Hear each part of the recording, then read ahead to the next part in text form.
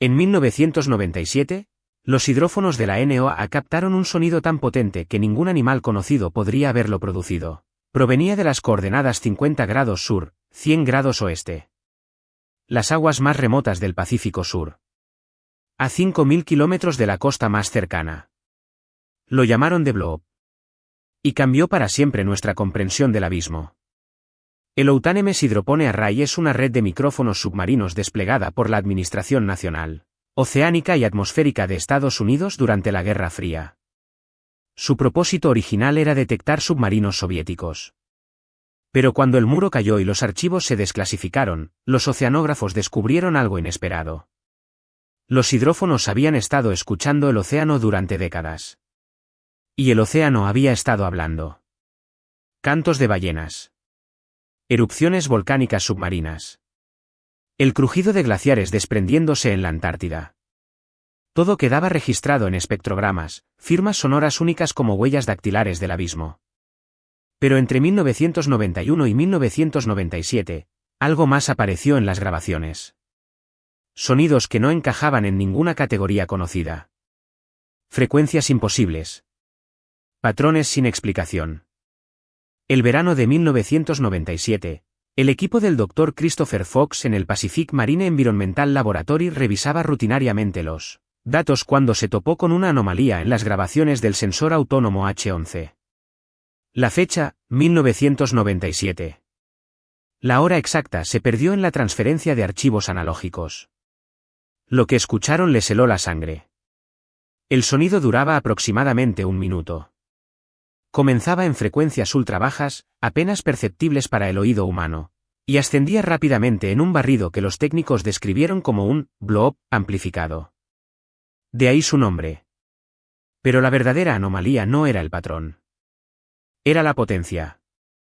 El blob fue detectado por sensores separados por más de 5.000 kilómetros de distancia.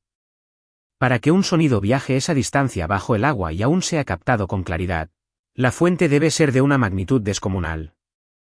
Los científicos hicieron los cálculos. El animal más grande jamás registrado, la ballena azul, produce llamadas que alcanzan los 188 decibelios. Pueden escucharse a cientos de kilómetros. El blob superaba los 200 decibelios. Y su firma acústica no coincidía con ninguna especie conocida. La ballena azul mide 30 metros. Para producir el blob, según los modelos acústicos, la criatura tendría que ser varias veces más grande.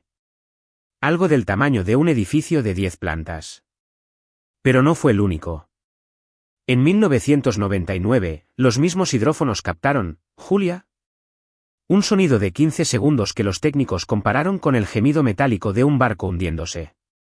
Excepto que provenía de una zona donde no había tráfico marítimo. Y ningún naufragio registrado. Luego llegó, Slowdown, en 1997, llamado así porque cuando aceleraban la reproducción sonaba como el lamento de una criatura desacelerando su movimiento. Duró 7 minutos. Los espectrogramas mostraban una complejidad armónica que sugería origen biológico. Y, Upscut. Este es quizá el más perturbador. Un sonido continuo, repetitivo, que lleva sonando desde 1991 sin interrupción. Como un latido. Como si algo en el fondo del Pacífico estuviera respirando. Las coordenadas de origen coincidían en un área específica. Un punto remoto del océano que los marineros polinesios llamaban desde hace siglos, el ombligo del mar. El lugar más alejado de cualquier masa terrestre del planeta. Point Nemo. Cuando los oceanógrafos trazaron las coordenadas exactas del blob, descubrieron algo inquietante. El sonido provenía de una región a apenas 1.500 kilómetros de Point Nemo.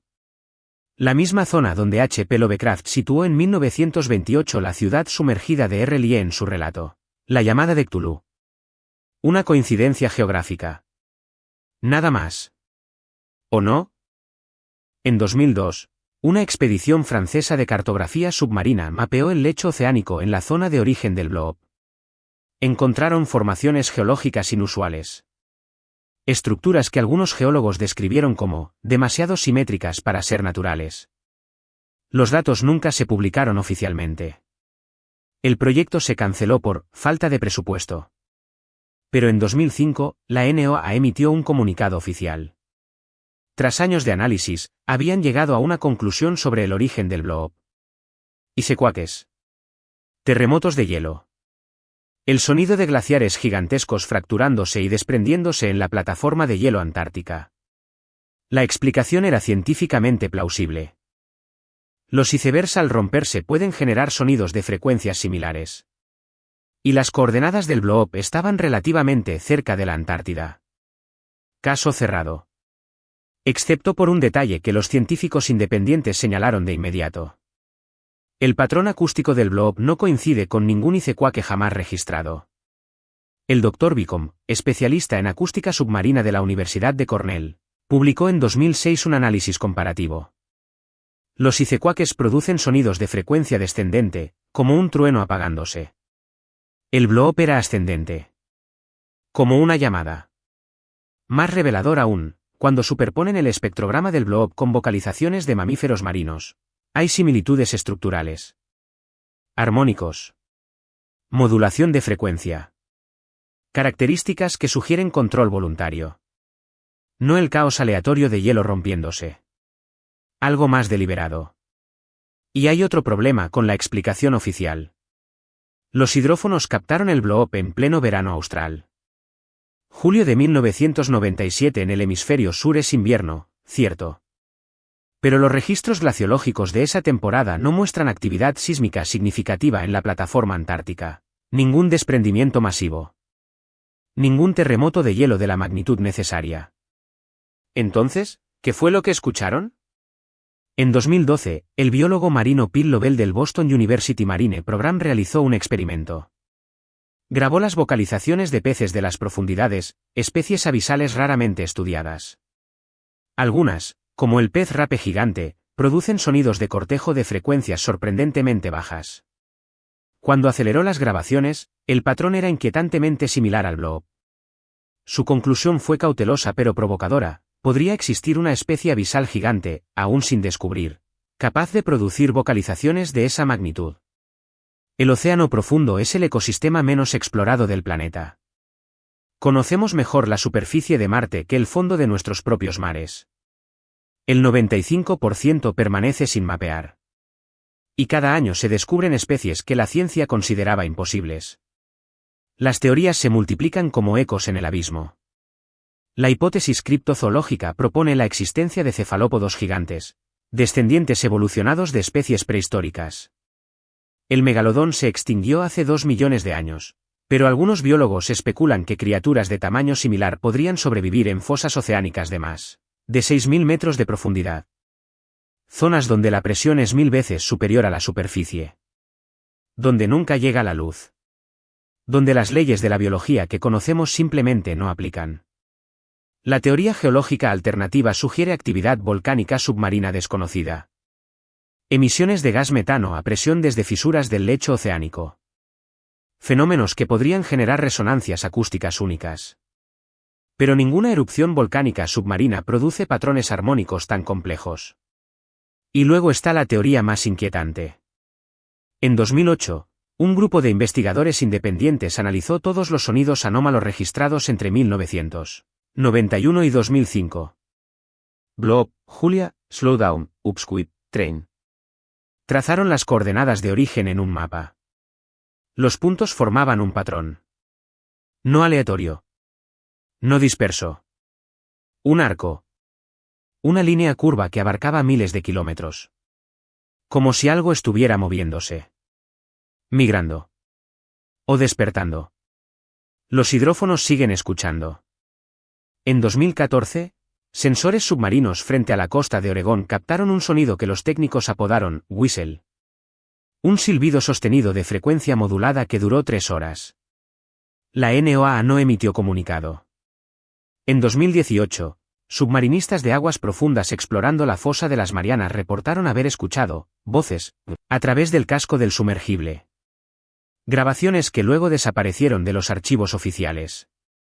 Y en marzo de 2023, pescadores de alta mar en el Pacífico Sur comenzaron a reportar un fenómeno extraño.